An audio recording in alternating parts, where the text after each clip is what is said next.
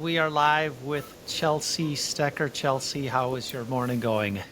It is going. It is crazy. I texted you 5 minutes before saying I just needed 5 extra minutes. But that's life returning as a working mom. Putting the baby down. Yeah. Putting the baby down.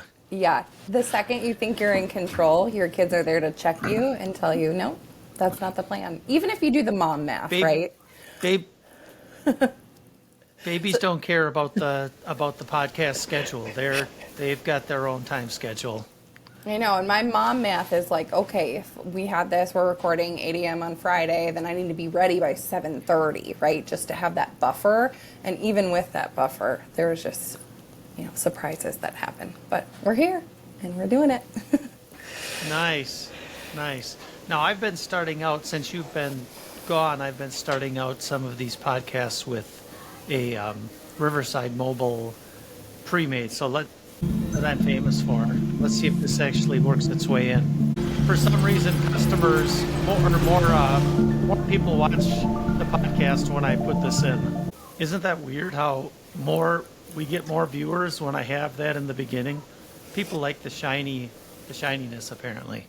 Yeah. And I don't know what to say about it, but disrupts their feed, something new and exciting that they're seeing, until you show it so much that it's no longer new and exciting. It's well, I will keep doing it till that very day. The good news for me is that you are back, so I will no longer have to go to these cheap prepackaged tricks of marketing hype that I have at my disposal through the podcast provider. No, but Riverside's been a really great program to use.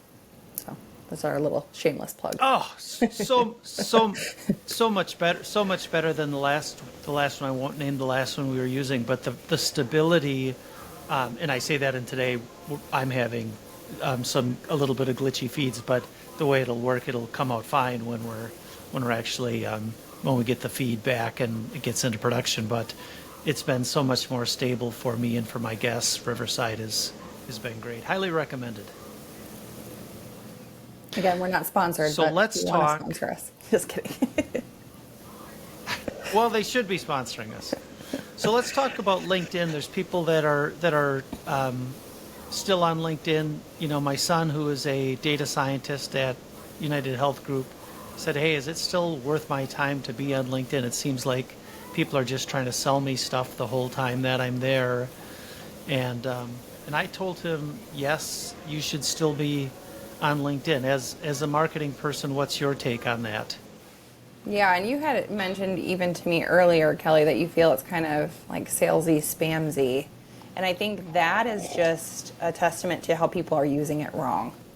And what I think LinkedIn's great for is educating your customer base if you're a business, and educating people on your brand. I think it will always be, I don't know, it's a little bit before my time. I never had a Rolodex, but like our digital Rolodex of contacts that you stay in touch with.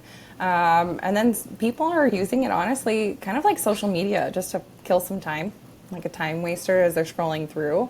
But if you're seeing a lot of salesy, kind of robotic messages, that's something else that's new in the industry that we're learning about is AI and those automated. How are we using AI today? And AI is going to be used a lot of times incorrectly. But I do still think it's valuable to be on LinkedIn because the majority of professionals are on LinkedIn. But it's just to show up, depending on your purposes, you have to be genuine. And we see a lot of people that aren't genuine and are using that candid sales message, which kind of ruins it for some. But I don't think it should deter you from using the platform. How do you think you stay genuine but keep it professional? I mean, there's like some line of opening yourself up enough where you're a real person and people see that, that, hey, you are just like them in a lot of ways, but you don't want to get too far over where you start posting controversial subjects or, let them know that, whatever that line, I don't want to say anything that would, it's going to offend people, but political messaging, for example, is something that we can all relate to. Nobody wants to see political messaging because 50% are going to agree and 50% are going to disagree, right? So, Right. Let's keep it how do PC. you walk that fine balance? And yeah, how do we keep it PC but still maintain a realness? Because it seems like a difficult balance at times. Yeah. Kelly, I'm going to answer this question, but I have somebody that needs milk and water. So we're going to edit this out and we're going to get milk and water. And I'm going Yeah, to, one you second. go So get the milk and pause. water. I'm going to show the folks. Yeah, you go do that. This is keeping it real. I'm going to show the Okay. folks what LinkedIn has in store for them right now. Okay. So we're looking at what LinkedIn actually is planning to do for 2024. So these are the trends from LinkedIn. And you can see that the focus is going to be advanced technology with highly personal content and touch. The 5 things LinkedIn is planning to do: 1, increase focus on AI and automation. We're probably seeing some of that, and you can tell that your content is getting more individualized as we're going along. Strategic platform use, I have no idea what that even means. I think people would call me a semi-marketer, and if they have something to help me, I'm all ears. SEO strategy for LinkedIn.